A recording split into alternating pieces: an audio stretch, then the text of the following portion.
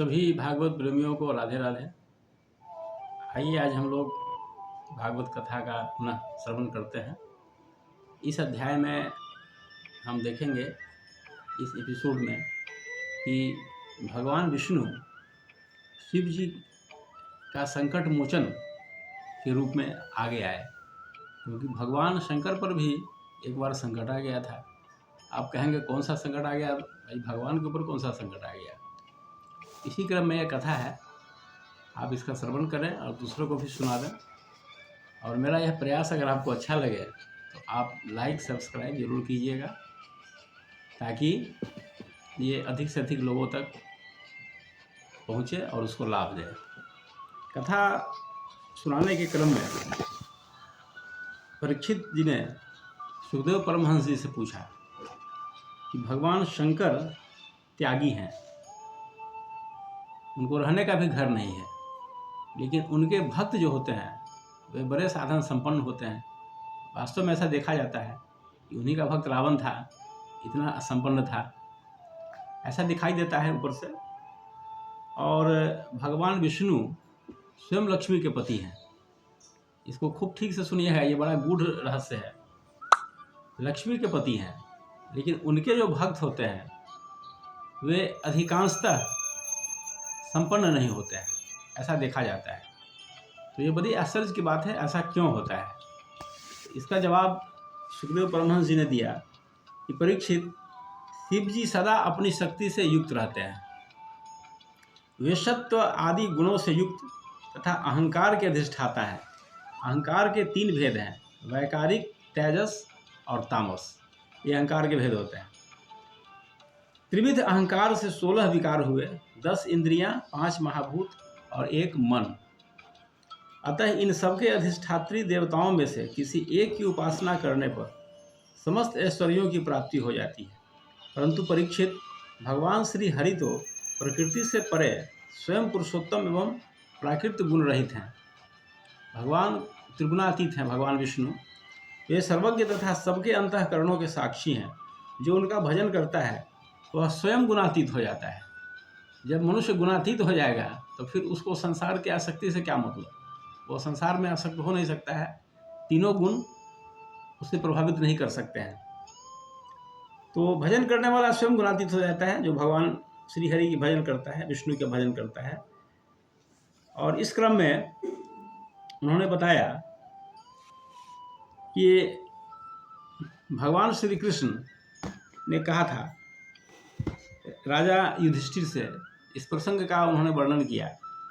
भगवान ने कहा कि राजन, जिस पर मैं कृपा करता हूँ उसका सब धन धीरे धीरे छीन लेता हूँ। क्यों भाई, ये तो बड़ी आश्चर्य की बात है।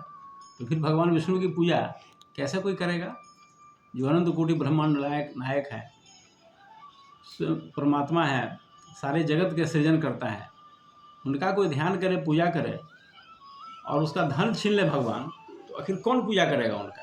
ये बड़ा ही विचित्र प्रश्न है। यस्याहम मनोगृह्णामि हरिष्य तद्धनम शनैः, धीरे धीरे उसके सारे धन को हर लेता हूँ। ततो धनम त्यजत्यन्तस्य स्वजना दुख दुखितम। अब जब धन इसलिए छीन लेता हूँ कि जब उसके सारे धन छीन लिए जाते हैं तो वह दुखाकुल हो जाता है, और उसके सगे संबंधी भी उसको छोड़ देते हैं। हमारे जितने भी संबंधी हैं सब स्वार्थ के लिए ही टिके हुए हैं। और स्वार्थ का मतलब केवल पैसा ही नहीं होता है, ये ध्यान रखिएगा।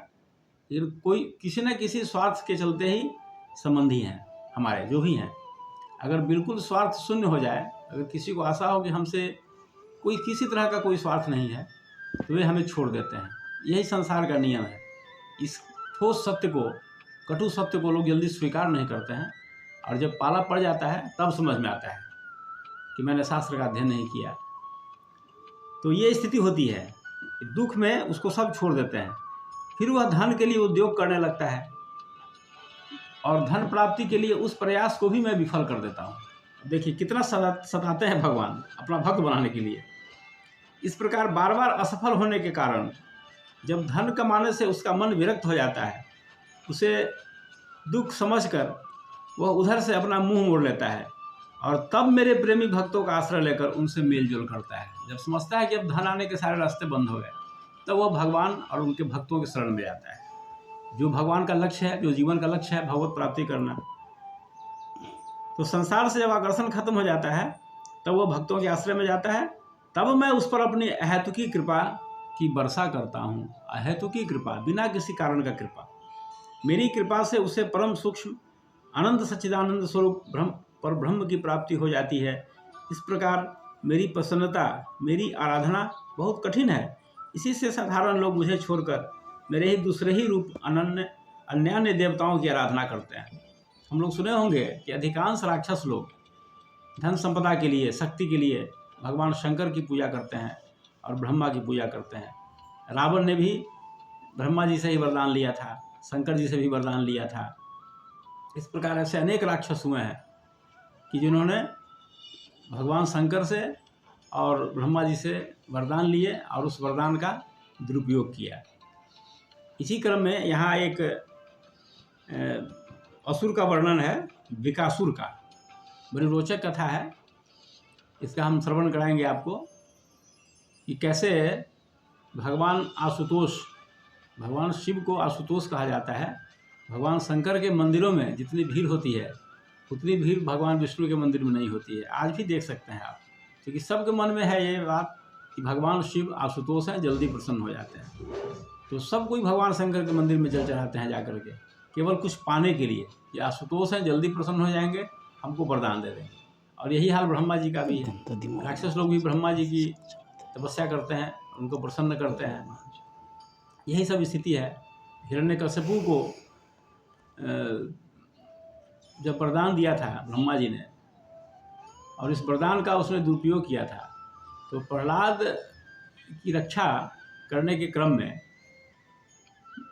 भगवान ने ब्रह्मा जी को बहुत फटकार लगाई थी। ब्रह्मा जी, आप इस तरह से बिना सोचे समझे किसी को वरदान मत दिया कीजिए। बिना सोचे समझे अयोग्य लोगों को वरदान मिलेगा तो यही स्थिति होगी। और आज भी हम देख रहे हैं समाज में, कोई अयोग्य व्यक्ति हो जो बड़े बड़े पद पर चला जाए, आप सब जानते हैं, अलग से कहने की आवश्यकता नहीं है, तो वह समाज के लिए कुछ नहीं करता है, एक से एक भ्रष्ट आचरण करता है, उस शक्ति का दुरुपयोग करता है।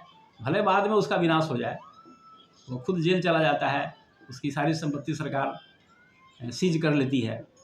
ऐसा हम आज के समाज में भी देख रहे हैं। अयोग्य व्यक्ति, वहीं कुछ ऐसे योग्य व्यक्ति भी मिलते हैं जो किसी भी क्षेत्र में हैं, वो समझते हैं कि सरकार अगर हमको वेतन देती है तो वही बहुत है, और ईमानदारी पूर्वक हमको सरकार की और समाज की सेवा करनी चाहिए। ऐसे लोग बहुत कम होते हैं, लेकिन हैं जरूर, आप सब जानते हैं, उनकी अलग से कोई बताने की आवश्यकता नहीं है। तो आज भी ये चीज़ है कि अयोग्य व्यक्ति के हाथ में अगर कुछ मिलेगा, पैसा मिले या पावर मिले, तो वह उसका दुरुपयोग निश्चित रूप से करता है। इसलिए हमारे शास्त्रकारों ने कहा कि किसी को भी आप ज़्यादा अधिकार दीजिए, ज़्यादा धन दीजिए, तो उसकी पात्रता की पहले जांच कर लें, वह उस लायक है कि नहीं।